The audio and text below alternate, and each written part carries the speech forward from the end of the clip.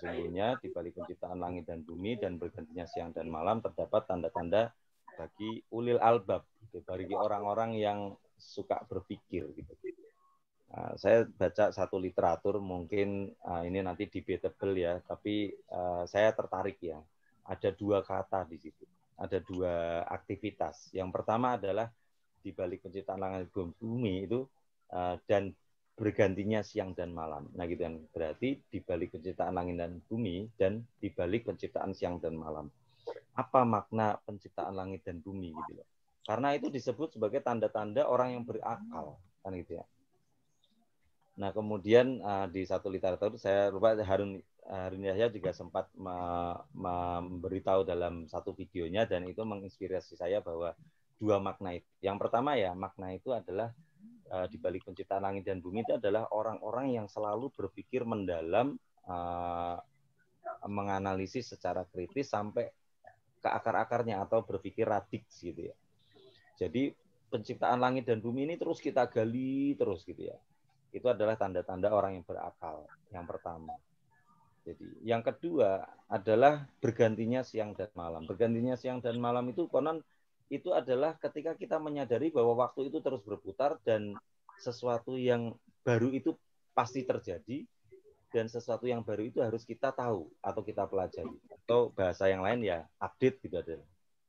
Jadi ternyata ya kalau kita bicara di surat Al-Imran ini konon ya, monggo nanti bisa dikaji lagi. Itu adalah orang yang selalu berpikir dan belajar terus-menerus. Ya.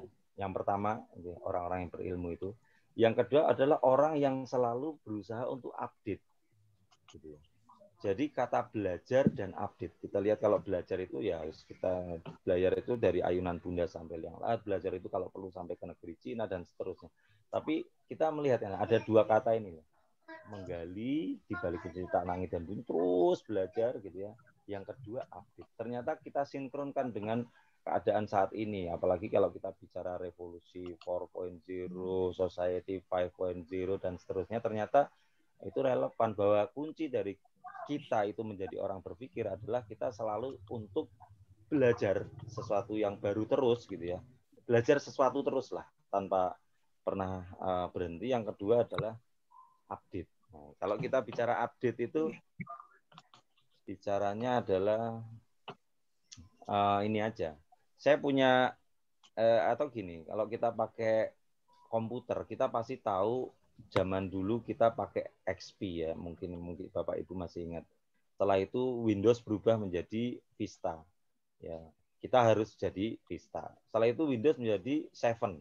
Kita harus berubah lagi menjadi Windows 7. Setelah itu Windows menjadi Windows 8, terus 8.1, terus terakhir Windows 10. Ya, saya masih pakai Windows 10, nggak tahu kalau ada yang baru lagi. Itu berarti kita harus terus ya berubah. Sama dengan mungkin HP saya pertama itu mungkin tahun 2001 saya masih kuliah di Jogja, kos saya di Melempuyangan. Nah, itu HP saya itu Siemens C25. Bapak Ibu masih ingat bentuknya? Ada yang pernah punya Siemens C25 warnanya hitam, agak bulat gitu ya. Ada tongolannya kecil gitu ya. Nah, itu adalah HP Siemens C25. Apa yang bisa dilakukan tahun 2001 nggih Bapak Ibu? Apa yang bisa dilakukan dengan HP itu? Ya, hanya SMS dan telepon. Ya. Tahun berikutnya, tahun 2003 ya, saya punya HP itu 3315 ya. Sebutlah mereknya Nokia. Apa yang bisa dilakukan dengan HP itu? Ya. Ada SMS, ada telepon, ada uler-ulerannya Pak, mainan uler-uleran itu ya. Tahun 2005 saya punya HP itu sudah Sony Ericsson ya, sudah ada kameranya, saya bangga banget bisa motret kemana-mana pakai HP ya, tapi kameranya VGA, jadi kalau kita dipotret nggak lebih baik Pak ya, lebih fluid lah ya gitu ya, apalagi kalau dibesarkan itu ya. Terus sudah ada nada dering tapi poliponik ya. Kemudian tahun itu 2005 Pak. Tahun 2006-2007 saya masih ingat saya pernah beli HP Cina ya, karena pengen ngelihat QWERTY-nya ya, semua orang itu mindsetnya QWERTY, ada antenanya, kalau ditarik kita bisa nonton TV ya. Tahun 2008 saya ikut pelatihan di Jakarta dari Komnas Perlindungan Anak. selesai pelatihan itu ada satu lembar kertas ya, tertulis di pojok kiri itu nomor, nama, nomor telepon, alamat email, terakhir PIN. Apa ini PIN? Kebetulan saya yang ngisi pertama ya, PIN ya strip, saya batin. Mosok kita disuruh nulis PIN gitu ya. Tapi ternyata yang lain kok nulis, terus saya tanya, itu PIN itu apa ya? Ini BlackBerry Messenger Mas, BBM. Oh, sejak saat itu saya akhirnya belilah HP BBM itu, BlackBerry, agar bisa BBM-an waktu itu. Itu 2008 ya. 2009 saya mulai punya HP Android ya, punya HP Android. Dan sejak saat itu sampai sekarang saya pakai HP Android. Apa yang bisa dilakukan dengan Android? Apa aja ada di situ, Bapak, Bu ya. Apa aja di situ? Ada telepon, ada kalkulator, ada internet, ada aplikasi apapun bisa kita masukkan di sini. Termasuk ini apa ini? Ini ada remote control, kita juga ada di sini. Jadi bayangkan Bapak Ibu, 2001 HP hanya bisa SMS dan telepon, tahun 2009 apa aja sudah ada di HP. Hanya butuh waktu 8 tahun yang namanya sebuah perkembangan kemajuan zaman itu terjadi gitu loh. Jadi 2001 saya HP hanya bisa SMS telepon, 2009 HP sudah bisa ngapa-ngapain. Termasuk ada center, nggak tahu mungkin ke depan HP bisa untuk nyetrika atau bisa, kita nggak ngerti, tapi itulah perkembangan zaman. Jadi ada dua Bapak. Pertama belajar, dua update. Update nggak bisa kita hindari, apapun ya Bapak Ibu punya aplikasi apapun pasti minta diupdate juga ya gitu. Nah itu Bapak Ibu, sehingga kalau kita bicara dari kajian tadi surat Al-Imran 190, kuncinya adalah potensi akal, potensi akliyah itu mau tidak mau terjadi hanya ketika kita belajar dan update. Gitu. Monggo tangan kanan semuanya ke atas, Bapak Ibu sekalian. Ya, tirukan apa yang saya katakan. Potensi akliyah. Potensi akliyah. Itu penting. Itu penting. Harus kita kelola. Harus kita kelola. Dengan cara belajar. Dengan cara belajar. Dan update. Dan update. Masuk. Masuk. Oke. Ya, itu potensi kedua. Itu dari bukunya Pak Fuad. Yang ketiga, potensi ketiga itu potensi kolbiyah. Nah, menarik itu kalau kita bicara kolbu, Bapak. Kolbu itu di salah satu hadis kan inna fil jasadi mudghah ida salat jasadu kulluhu wa ida fasadal jasadu kulluhu alaihi alqab. Sesungguhnya di dalam diri manusia itu ada segumpal daging. Kalau segumpal daging itu baik maka baiklah perilakunya. Kalau segumpal daging itu buruk maka buruklah perilakunya. Dan ketahuilah segumpal daging itu adalah kolbu. Menarik kan? Jadi di dalam diri kita itu ada segumpal daging. Ini jelas ini. Nah, kalau itu segumpal daging itu baik, maka baik perilakunya. Menarik ini kalau orang psikologi ya. Kalau daging ini baik, maka baik perilakunya. Kalau segumpal daging ini buruk, maka buruklah perilakunya. Nah, kan menarik nih. Ternyata perilaku kita yang baik dan buruk itu ditentukan segumpal daging ini, gitu kan. Ya, dan ketahuilah bahwa itu adalah kolbu. Ya, kita nggak perlu berdebat ya. Dalam banyak teori kolbu itu di mana. Ada yang bilang kolbu is hard, berarti ada yang mengatakan hati, ada yang mengatakan jantung. Dalam teori neuroscience dikaitkan dengan emosi, kolbu itu adalah sistem limbik gitu ya, dari neuroscience ya, neuroscience. Jadi menarik aja ketika kita menjumpai diri kita itu akan berbuat baik dan buruk adalah kolbu. Kalau kita pertanyakan kolbu itu apa, sangat abstrak sekali ya. Tapi kalau dalam konteks kita melihat bukunya Ari Ginanjar Agustian dan juga beberapa yang lain, ternyata itu selalu disama-samakan antara kolbu dengan emosi ya. Kolbu itu menghasilkan emosi, sehingga akhirnya kecerdasan kolbu konon disamakan juga kecerdasan emosi. Nah, ini menarik juga kalau kita bicara teorinya Daniel Goleman kecerdasan emosi ini kan. Ternyata manusia itu kuncinya adalah bagaimana dia mengendalikan emosi ya. Dalam bukunya yang manajemen kolbu itu ya dari Ustadz Hakim juga disebutkan kolbu itu adalah emosi juga, manajemen kolbu. Nah jadi Bapak Ibu itu pentingnya kita mengelola kolbu karena hasil perbuatan kita baik dan buruk adalah didapat dari kolbu itu. Berarti apa? Pentingnya kita mengelola emosi adalah karena kita bisa kita kelola melalui kolbu. Jadi Bapak Ibu, emosi itu konon dibagi menjadi macam-macam. Ada yang bilang 9, ada yang bilang 6, ada yang bilang 5 ya. Tapi secara umum emosi itu dalam wujud marah, sedih, takut, senang,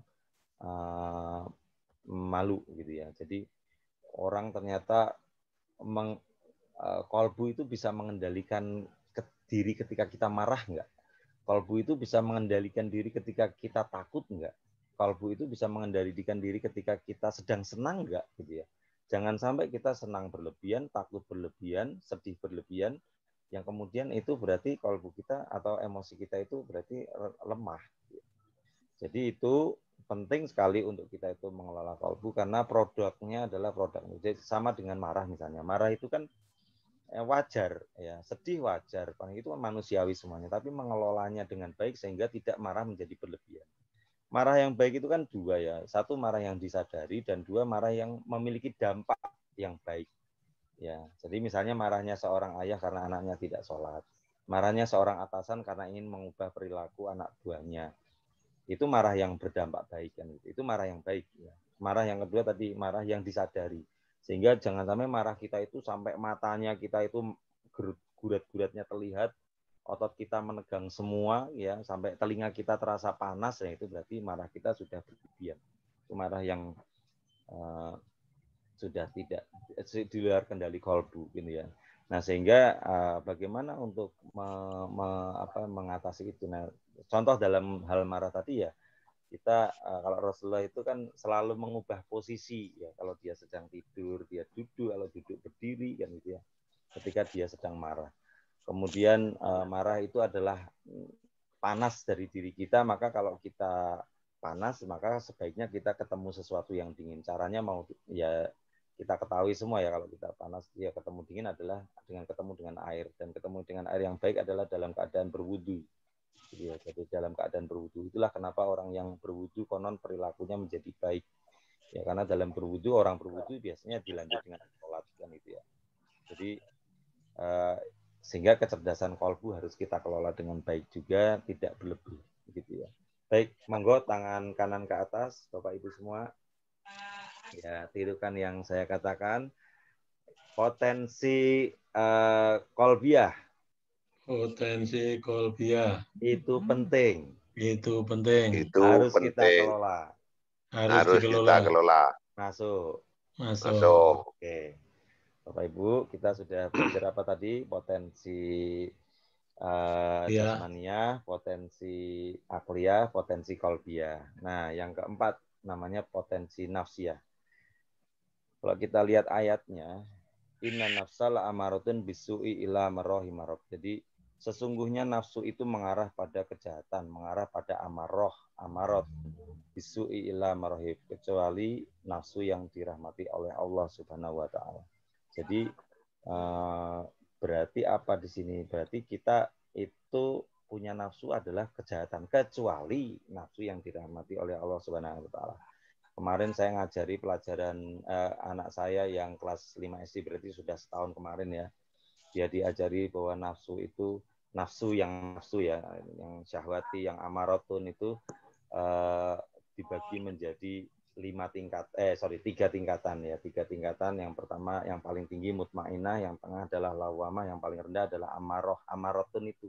Jadi nafsu yang paling bawah adalah nafsu kejahatan, yang tengah adalah lawamah, yang tinggi adalah mutmainah. Mutmainah adalah ketika keadaan apapun perilaku kita, nafsu kita, keinginan kita, ambisi kita itu karena Allah Subhanahu wa taala. Jadi gampangnya adalah kalau kemarin bahkan mahasiswa saya yang ngasih kiasannya gini. Kalau orang berangkat Pak, kalau orang berangkat ke masjid karena dia karena Allah, maka dia mutmainah gitu ya. Kalau dia itu berangkat ke masjid karena nggak enak sama dosen gitu ya, atau nggak enak sama tetangga atau orang lain, itu berarti karena dia itu nafsunya lawamah. Ya. Terus yang amarah apa? Saya tanya. Yang amarah itu yang nggak sholat Pak gitu. Jadi gitu. Jadi itu adalah mengelola nafsu ya. Bapak Ibu sekalian mungkin tidak bermaksud mengajari, tapi bagaimana nafsu kita itu selalu marohi maroh, jadi sesuatu yang selalu dirahmati oleh Allah Subhanahu wa taala. Kelemahan di bangsa ini salah satunya itu sebenarnya. Saya ketika bulan saya kuliah sama 2 orang luar, satu Korea, satu Uganda. Jadi dan mereka itu 2 hal yang terbentuk itu ya, kalau ada apa-apa mereka itu duluan ngacung gitu loh.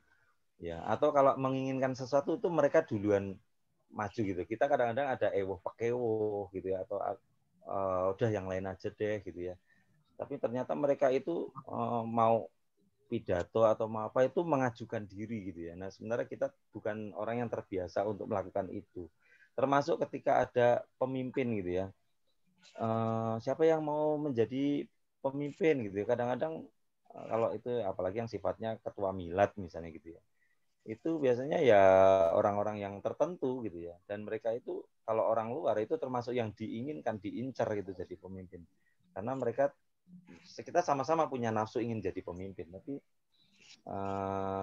kita selalu kalah karena kadang-kadang nafsu jadi pemimpin itu kita lemah, atau kadang-kadang kita pengen jadi pemimpin karena amarotunya, karena kepentingan gitu ya, karena apa ya, mencari keuntungan gitu ya.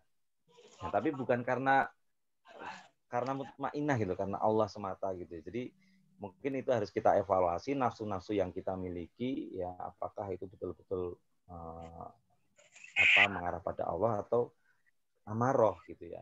Jadi itu sehingga kita penting untuk mengelola nafsu, dan kita harus self talk ya, dalam diri kita itu sebenarnya kita itu nafsu selalu bertanya ini kita itu melakukan sesuatu karena apa. Tapi kalau kita sudah sadar kita bekerja karena nafsu karena Allah, kita mencari nafkah nafsu karena Allah, kita menjadi pemimpin nafsu karena Allah, kita pengen belajar nafsu karena Allah kan gitu ya.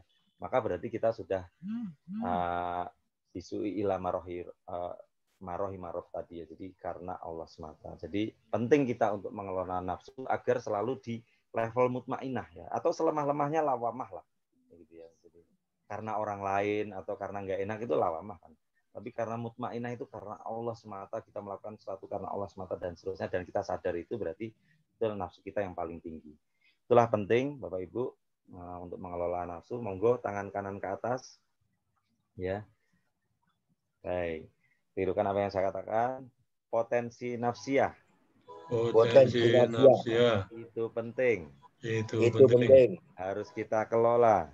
Harus kita kelola. Masuk. Oke, masuk ya Bapak Ibu. Terakhir Bapak Ibu ya. Jasmaniah. Kemudian tadi ruhaniyah ya. Akliyah, qalbiyah, nafsiyah. Nah, yang belum ada ruhaniyah. Jadi kalau di mana tangan saya ini. Kalau Imam Al-Ghazali itu mengatakan manusia itu ada jasmani dan rohani dulu. Jadi ketika terbentuk konsepsi manusia itu berarti ada jasmani dulu ya. Baru kemudian rohani itu ditiupkan ya di dalam kandungan. Tapi jasmani dulu ada, terus rohani. Nah, setelah dia terlahir barulah 3 fungsi ya, antara akal, qalbu dan nafsu itu berkembang. Ya, berkembang sesuai dengan parenting orang tuanya, sesuai dengan pengalaman hidupnya, sesuai dengan pembelajaran kan gitu ya. Jadi 5 hal ini ya. Nah, ini yang terakhir ini kan berarti ruhaniyah ya. Ruhaniyah dari kata ruh ya. Ruh itu kita diberitahu sedikit oleh Allah tentang ruh itu. Kalau kita ibaratkan ruh itu adalah penyerta dari jasmani, bisa benar bisa salah. Ruh itu pelengkap juga bisa benar bisa salah. Ruh itu adalah penguasa jasmani juga bisa benar bisa salah. Kalau kita bicara tentang ruh, Ibu, ruh itu sesuatu yang tidak terlihat, dia metafisik. Ya, ruh itu goib, sama dengan neraka, malaikat, hari akhir itu semuanya adalah ruh. Gitu ya. Semuanya adalah goib.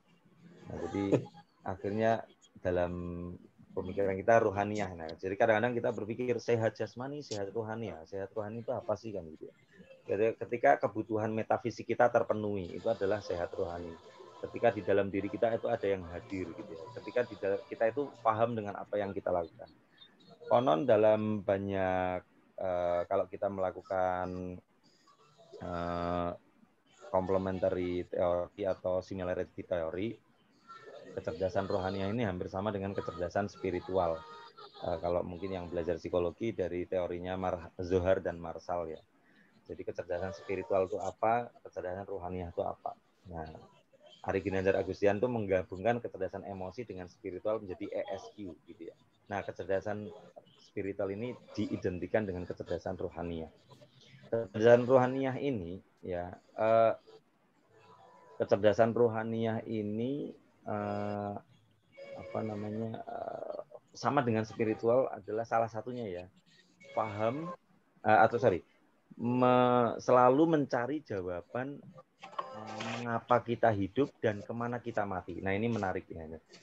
Atau kalau dalam spiritual itu selalu ada pertanyaan bagaimana dan mengapa. Jadi orang yang spiritualnya bagus itu selalu bertanya bagaimana, mengapa gitu. Nah, dalam rohaniah itu juga seperti itu. Jadi dia terpenuhi semua asupan dalam rohaniah dia, pertanyaan kenapa saya hidup, mau kemana saya mati, apa yang harus saya lakukan dalam hidup, sebaiknya saya berbuat apa, mana yang baik, mana yang salah, mana yang halal, mana yang buruk, mana yang jahat, mana yang baik, dan seterusnya. Nah, itu adalah rohaniah gitu.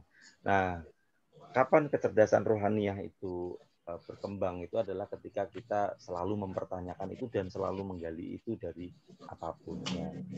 Dan menariknya konon kecerdasan spiritual itu dimiliki oleh anak-anak ya. Spiritual itu kata dasarnya spirit ya. Jadi anak-anak itu selalu bertanya kan dia itu.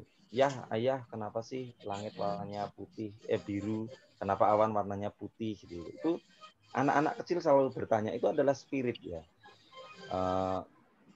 Mungkin juga bahkan mungkin pernah Mas Arif Jamali misalnya atau siapa ditanyain, dipanggilnya apa Mas Arif? Pak Arif?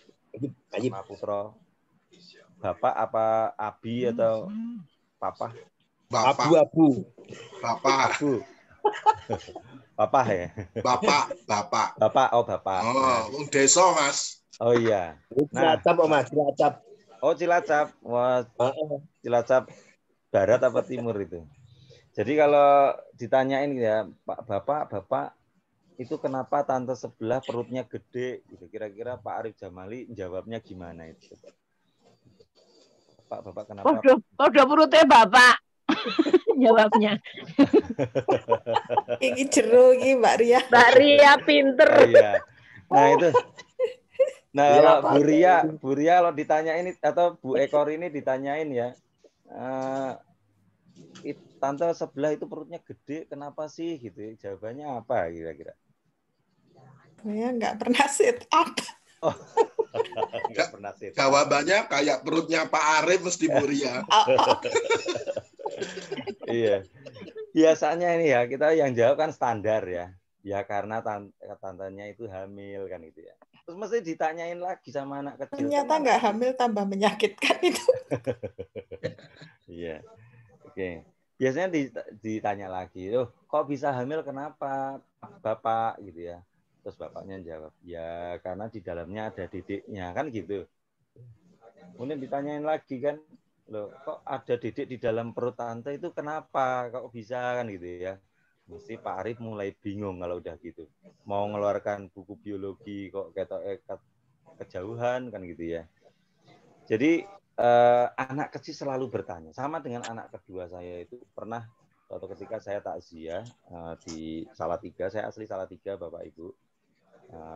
Di dekat Tingkir sana, terminal Tingkir. Nah, suatu ketika ada tetangga meninggal, anak saya ikut. Kemudian waktu jenazah mau diberangkatkan ke makam, anak saya ngeyel, ya aku ikut ke makam ya gitu. Saya bilang enggak, kamu soalnya cerewet, kamu mesti tanya macam-macam. Saya bilang, enggak ya, aku enggak tanya deh gitu ya. Janji loh ya, iya. Terus dia ngikut. Sepanjang di jalan itu ketika ada uang dilempar, dia tanya, ya itu kenapa uang dilempar-lempar ya? Ingat tadi janji nggak ngomong loh, saya bilang gitu. Terus dia diem. Tuh kok ada pakai bunga, kenapa sih ya? Saya cukup ya, dia diem lagi. Tapi sampai di makam itu dia ngelongok ya, dia itu paling depan. Karena dia ngelongok ke bawah, saya pegangin perutnya kan biar nggak jatuh. Dia ngelongok, makam jasadnya itu mayatnya dimasukkan ke dalam makam. Terus dia tanya ke saya, mendongak ke atas gitu.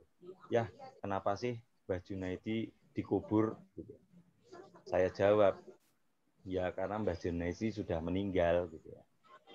Dan dia gitu. Dia ngelihat ke bawah lagi. Terus dia mendongak lagi, ya kenapa sih Mbah Junaidi meninggal gitu ya. Saya jawab, ya karena Mbah Junaidi udah nggak punya nyawa, saya bilang gitu. Gitu. Dia ngelihat ke bawah, ngelihat ke saya lagi. Ya, kenapa sih Mbah Junaidi nggak punya nyawa gitu? Ya, karena nyawanya sudah diambil sama Allah, saya bilang gitu. Dia ngelihat lagi ke bawah. Terus tanya lagi ke saya, ya kenapa sih Allah nyabut nyawanya Mbah Junaidi? Gitu ya. Nah, saya tanya, saya jawab apa? Akhirnya saya bilang, ya karena Allah sayang sama Mbah Junaidi gitu. Dia bilang. Kemudian dia ndongak ke saya, ya, dia tanya, ya Allah sayang nggak sama ayah kan gitu ya. Ini mau saya jawab sayang, ditanya kapan matinya kan gitu ya. Tapi saya langsung saya jiwit, dia kamu diem nggak usah ngomong kan gitu. Ini spirit anak ini itu adalah ketika dia ingin memenuhi rohaninya dia, ya pengetahuan dia tentang sesuatu yang dia tidak ketahui tapi jauh banget gitu ya. Sama dengan diri kita, apakah kita termasuk orang yang selalu mempertanyakan mengapa saya hidup dan kemana saya mati kan gitu ya. Kalau iya, maka kecerdasan atau potensi rohaniah kita itu berarti terasa. Nah, di mana kita bisa mendapatkan jawaban tentang asupan tentang rohaniah tadi ya mau nggak mau adalah kita dengan membaca Al-Quran, mengetahui terjemahnya, mungkin tafsirnya dan seterusnya. Yang kedua ya dari kita hadir di pengajian-pengajian kan gitu ya. Sehingga rohaniah kita itu terus tercerahkan sehingga wajah kita itu terus menjadi cerah juga karena kita tuh tahu loh, ternyata hidup harus begini. Ternyata ada yang ditingkatkan dari akidah saya, ada yang harus diperbaiki dari akhlak saya dan seterusnya. Nah, ini terus seperti ini maka kecerdasan atau potensi insaniah kita itu akan terlatih. Itu adalah potensi yang terakhir, Bapak Ibu, potensi rohaninya. Monggo tangan kanan ke atas. Oke, potensi rohaniah. Potensi rohaniah. Itu penting. Itu penting. Harus kita kelola. Harus kita kelola. Masuk. Oke. Baik. Bapak Ibu sekalian, untuk mengakhiri mungkin kenapa 5 kecerdasan ini atau 5 saya sebut kecerdasan 5 kecerdasan atau 5 potensi. Kecerdasan jasmaniah berarti dia mengelola ya pola makan, pola tidur, pola istirahat, pola olahraga gitu ya. Yang kedua potensi akal ya. Kuncinya ada 2, belajar dan mengupdate terus. Kita belajar sesuatu, kita update gitu ya. Yang ketiga adalah qalbu ya. Kecerdasan kolbiah ya, bagaimana caranya ya kita tata diri kita agar emosi itu tidak keluar ya. Kalau kita mau marah kita sadari marah kita, kalau kita marah kita wudhu gitu ya dan seterusnya. Kemudian yang ketiga potensi nafsiyah ya, arahkan nafsu kita itu karena Allah Ta'ala. Mungkin apapun yang kita lakukan, baik itu bekerja, mau mencari nafkah ataupun belajar atau apapun. Yang terakhir adalah kecerdasan rohaniah. Ya apapun yang kita harus memenuhi rohaniah kita, aspek metafisik kita sehingga kita itu sehat ya. Karena kita tahu mengapa kita hidup dan kemana kita mati. Nah, 5 kecerdasan ini apa fungsinya? Bapak Ibu sering mendengar ya, kerja keras, kerja cerdas, kerja selaras, kerja tuntas, kerja ikhlas. Ujungnya itu Bapak Ibu. Ini kalau 5 ini ya saya. Kerja keras. Bagaimana kita bekerja keras atau bisa bekerja keras? Yaitu dengan cara kita menggunakan potensi jasmani kita. Maka kita harus mengelola jasmani kita agar jangan sampai sakit. Kalau toh sakit ya berusaha gimana caranya sembuh dan kembali lagi untuk bisa mendekati seperti semula pulih. Yang kedua, kerja cerdas. Kerja cerdas itu hanya bisa dilakukan oleh orang-orang yang potensi akalnya itu selalu belajar dan update. Ya. Orang-orang cerdas itu ya belajar update. Yang ketiga, kerja selaras. Orang yang selaras adalah orang yang bisa menata kolbu. Ya, selaras dengan dirinya sendiri, selaras dengan orang lain. Yang keempat, kerja tuntas. Orang-orang yang kerja tuntas itu biasanya orang-orang yang punya nafsu. Ya, gimana caranya selesai, gimana. Nah ini tapi nafsunya kita selalu arahkan pada nafsu marohi yang nafsu yang karena Allah semata. Terakhir adalah kerja ikhlas. Orang sulit menemukan, kita ya sulit menemukan orang kerja ikhlas atau ikhlas pada diri kita kalau kita tidak sehat atau tidak cerdas rohani. Ya, dalam banyak teori mengatakan atau kecerdasan spiritual sendiri, si Zuhal dan Masal sendiri dalam banyak penelitian menghubungkan orang yang taat beribadah itu hidup lebih lama dan lebih sehat mental dibandingkan orang yang tidak menjalankan ritual agama. Ini yang mengatakan bukan orang Muslim ya.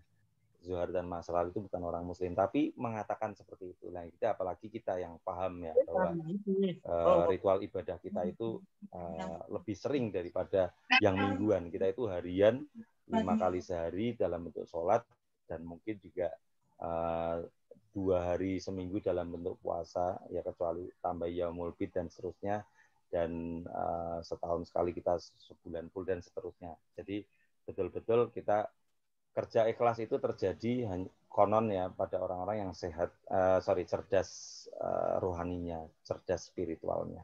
Jadi itu mungkin Bapak Ibu yang bisa saya share.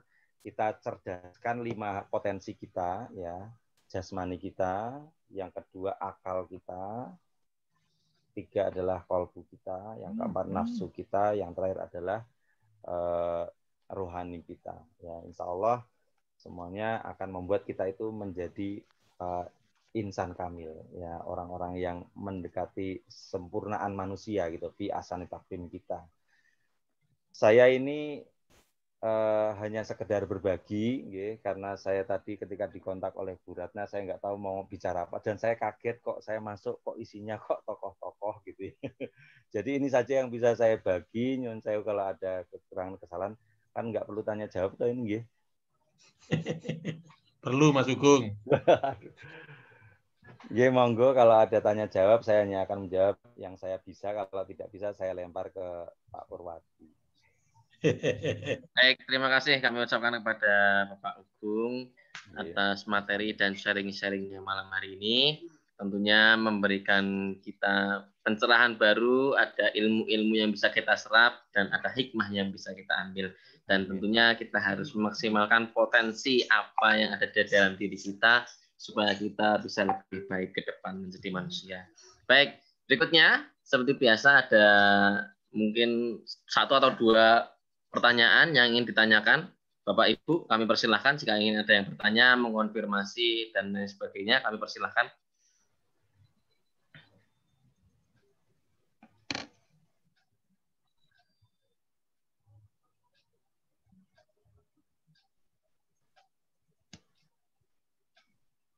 Ini doa saya tidak ada yang bertanya, terkabul kayaknya.